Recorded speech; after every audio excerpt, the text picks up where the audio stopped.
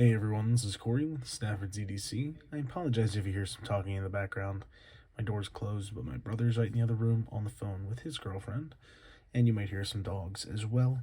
But today we're going to be taking a look at this big boy here. This is the Kansept Calibri Tech.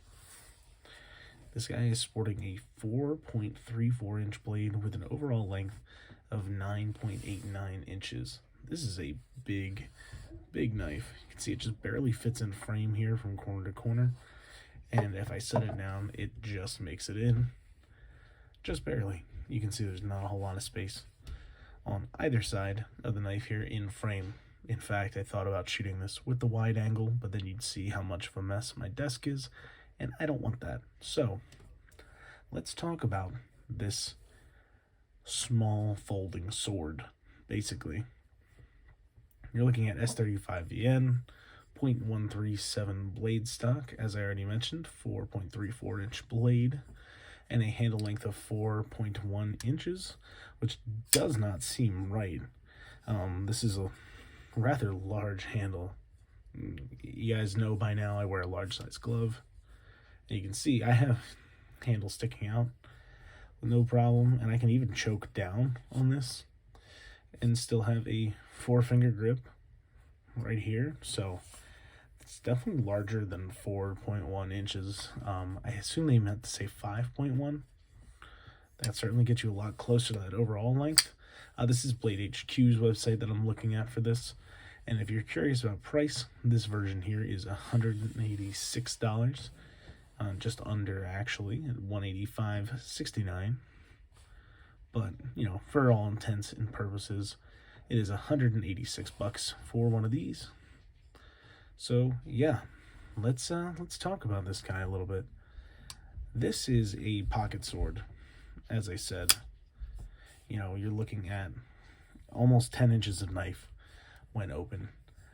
This is, if you have small hands, this is definitely not for you. As I said, I have quite large hands, so this fills my hand really well and doesn't feel completely out of place, but it's very odd having a folding knife so long. You know, previous to this one, the longest knives I have are like my TRM Atom and my Utzler Duck, which you can see in comparison is still almost 2 inches shorter overall, about 1.75 inches shorter. So that is crazy, to say the least. Definitely a big knife. Definitely a lot larger than anything else I own. But that being said, it's still a knife. So, you know, I used it as I normally would. And being so long, this obviously carries a little odd in the pocket, just because you need to have deeper pockets for this to work. You're going to have about this much of the knife sticking out of your pocket, because that is not a deep carry clip. And then this is going to be going the whole depth of your pocket, basically. Now, my phone is filming, but I have an iPhone 12, and that's a phone case for one. And you can see this is essentially the exact same length from the tip of the... That's a little shorter, actually, but just shorter than an iPhone 12, anyway. To give you an idea of just how long this is in the pocket. So if a phone doesn't fit in your pocket, you're not going to get this in there, at least not likely anyway. You, of course, have bearings on this, as you can probably tell by the action. Looking at this on the close, plenty of blades, so it just shuts itself, which is nice, but the detent on this is quite soft for the size. Being such a big knife, you need a pretty stout detent. And this design is not great for that, just because you have so much lock bar here. Only place you can really get a hold is on that clip. And then, yeah, if you're not really deliberate, you're not going to deploy this. Which, the front flipper works nicely with that light detent. It allows you to roll it as well. But the thumb studs really aren't my favorite. They're a little short. And what the positioning, I hit this this flipper tab all the time. It's hard to reverse flick because of where you have to grab. I just don't really like the deployment methods on this knife, and I don't like the light D10 either. It's just really long. If you have different sized hands, it might be easier for you, but even with larger hands, which you'd assume is what they want for this knife, I still have to like really be cautious about where I am in relative positioning to this flipper tab. As well as for reverse flicking, it's almost just not an option. There's almost no clearance right here, and as I said, they need to get some more height on these thumb studs. There is essentially no height over the scale. You're relying entirely on that slight contour, and you can get under it, but it's really uncomfortable and not super natural to hit that spot. Now, this is pretty thick blade stock, and it does have a flat grind, so it doesn't get tremendously thin.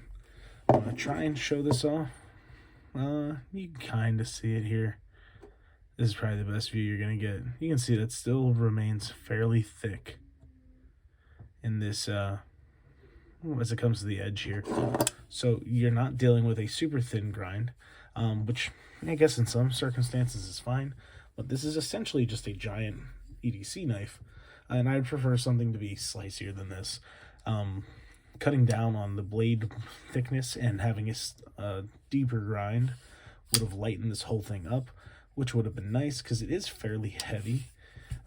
It's large, so you'd kind of expect that. But this is coming in. Do they have a weight? They do. 4.8 ounces. So you're looking at almost an ounce an inch, or more than an ounce an inch, for blade to weight ratio.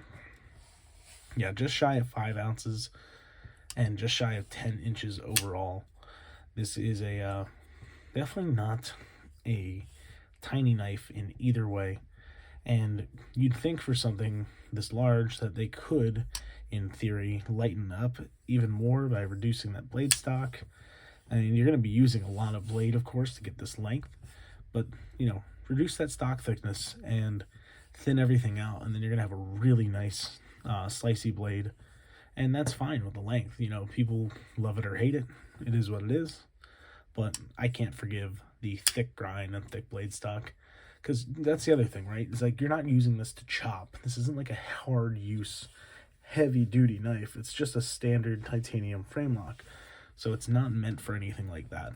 So I don't understand the choice to go with the thick stock and the thick grind. But again, I did not design this, and I am not the maker. The designer, if you are curious, is K Maxrom Designs. I think you can see that over here. Yeah, you can see K Maxrom and then just his designs under there.